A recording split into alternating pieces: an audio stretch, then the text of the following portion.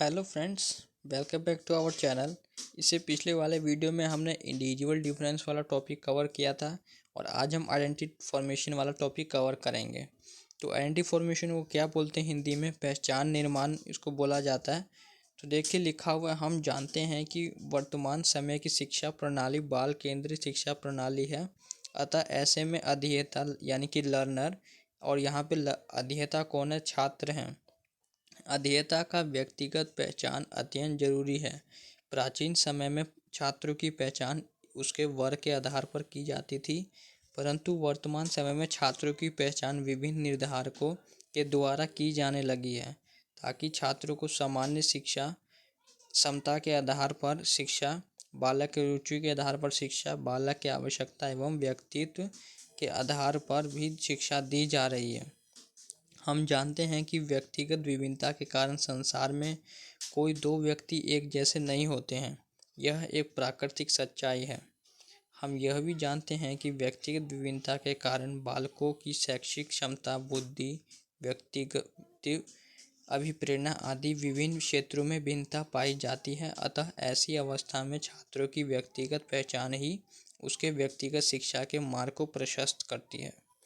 उसके बाद देखेंगे अध्येता के पहचान का अर्थ, यानी कि छात्र के पहचान का अर्थ क्या होता देखेंगे। अध्येता के व्यक्तिगत पहचान से तात्पर्य यह है कि छात्रों के अंदर निहित व्यक्तित्व से है, जिसके कारण एक बालक दूसरे बालक से भिन्न होते हैं।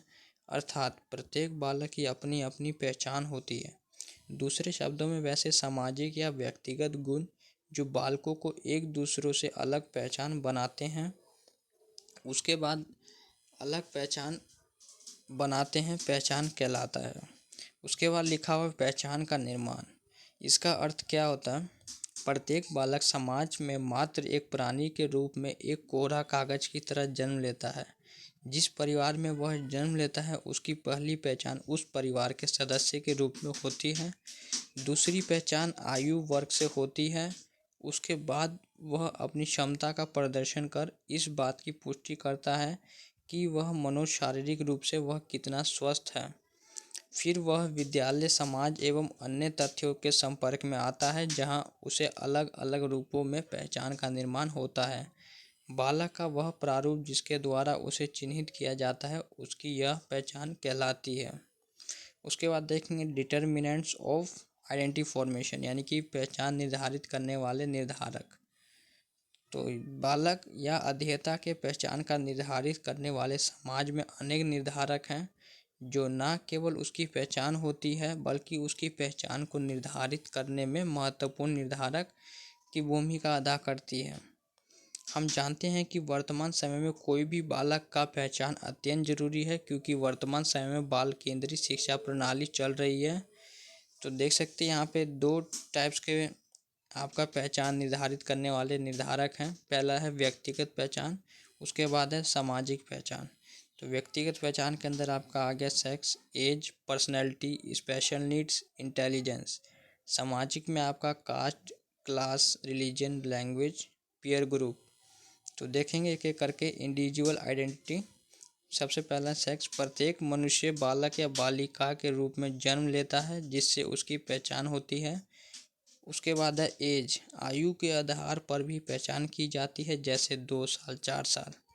उसके बाद बुद्धि, बुद्धि के आधार पर भी बालक की पहचान होती है, जैसे 140 से अधिक बुद्धि लब्धि वाले बालक प्रतिभाशाली बालक।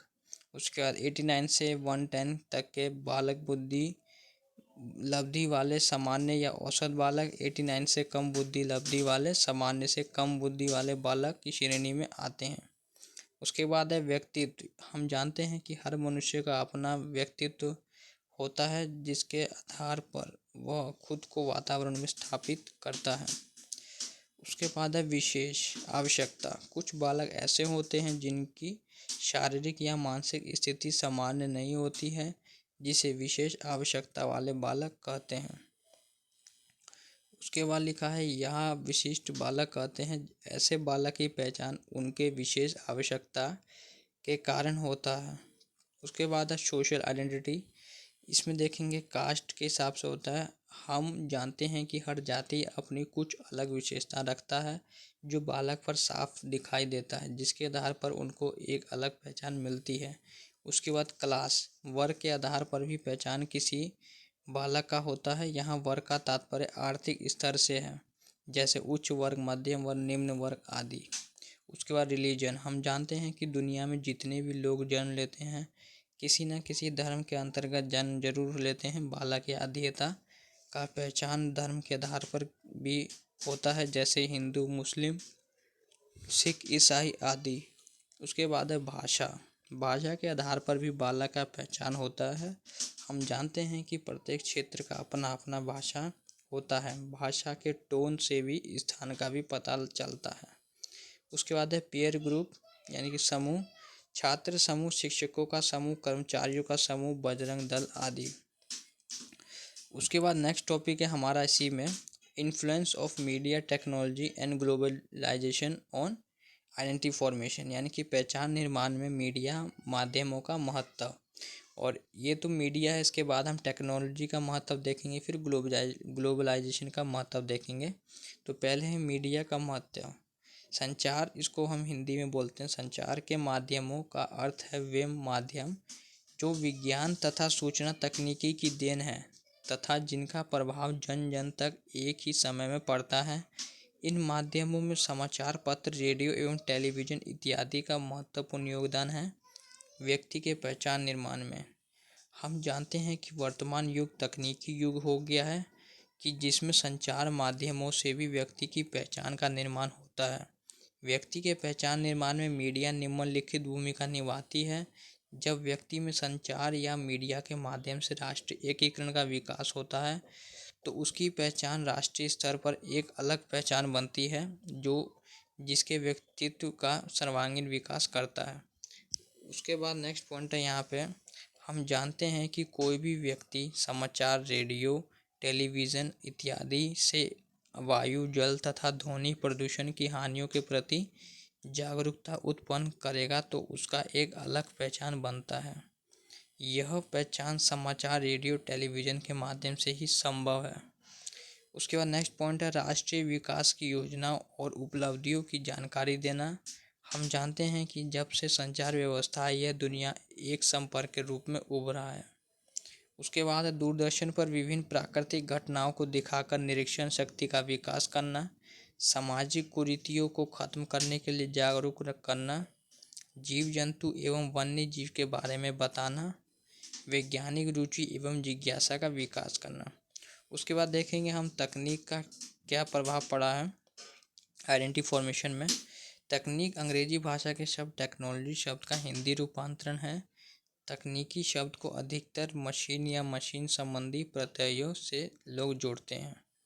वर्तमान समय में तकनीकी का अर्थ है दैनिक जीवन में वैज्ञानिक ज्ञान का प्रयोग करने की विधियाँ।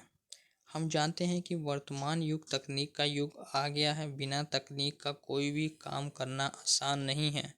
अर्थात तकनीकी का तात्पर्य हुआ कि किसी भी प्रयोगात्मक कार्य जिसमें वैज्ञानिक ज्ञान या सिद्धांत का प्रयोग किया जाता है।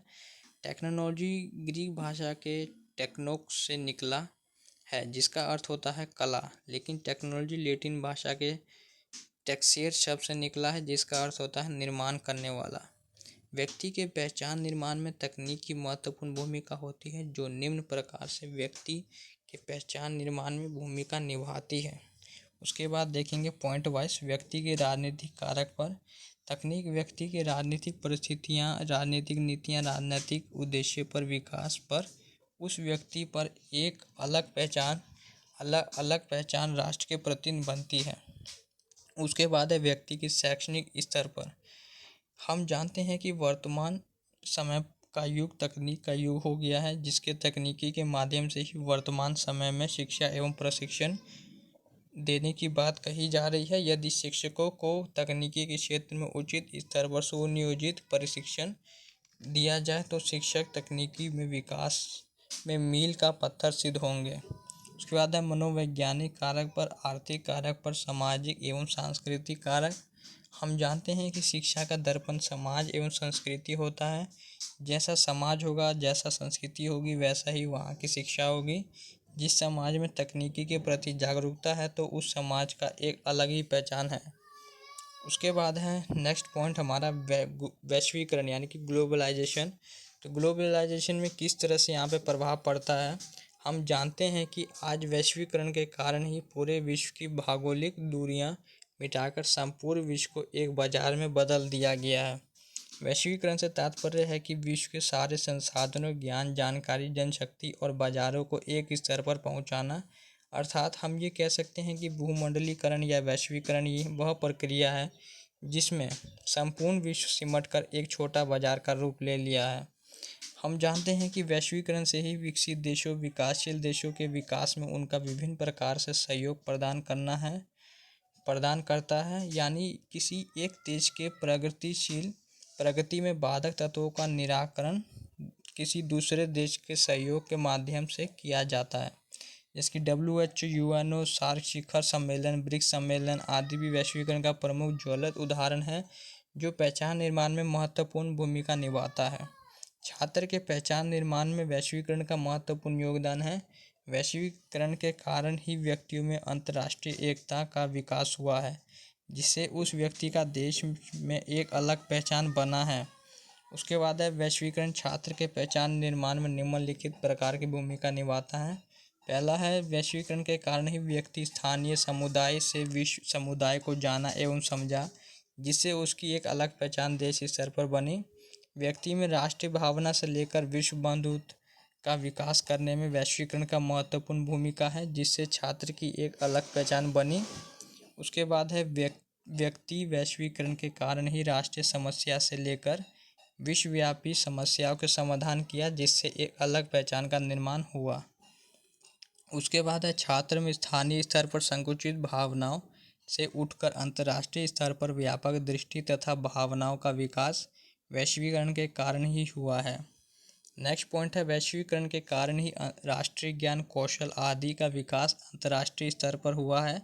शिक्षा में वैश्वीकरण के कारण ही मानव कल्याण एवं अंतर्राष्ट्रीय चरित्र के विकास में सहायता मिला है, जिससे व्यक्ति का एक अलग पहचान मिला है। वैश्वीकरण के कारण ही व्यक्ति अपने वैश्विक संबंधों का विस्तार, सामाजिक जीवन का विस्तार विश्व स्तर पर संगठन के माध्यम से किया है। उसके बाद इसके क्या क्या लाभ हैं। विश्व व्यापार की भावना का विकास, प्रतियोगिता की भावना का विकास, शैक्षिक आदान प्रदान, अंतर्राष्ट्रीय समस्याओं का समाधान, और उसके बाद है रोजगार के अवसर, मुक्त व्यवहार का बढ़ावा, आर्थिक विकास में सहायक, सांस्कृतिक सहिष्णुता का विकास, वैश्विक संचार, संपूर्ण देश एक बाजार में परिवर्तन। उसके बाद वैश्वीकरण से हानि क्या होता है। सांस्कृतिक मूल्यों में गिरावट, प्रतिभा पलायन, मातृभाषा की उपेक्षा, समाजीकरण की प्रक्रिया धीमी, विकसित एवं विकासशील देश में अंतर। तो यही हमारा टॉपिक था आइडेंटिटी फॉर्मेशन। तो ये इससे रिलेटेड अगर अन्य क्वेश्चन आपके दिमाग में आते तो कमेंट बॉक्स में लिख सकते हैं। बाकी ये टॉपिक मैक्सिमम कवर हो गया, इससे ज़्यादा बाहर नहीं आने वाला आपको। तो उम्मीद करता हूँ आपको अच्छा लगा होगा। वीडियो को लाइक, चैनल को सब्सक्राइब कर देना। Thanks for watching this video.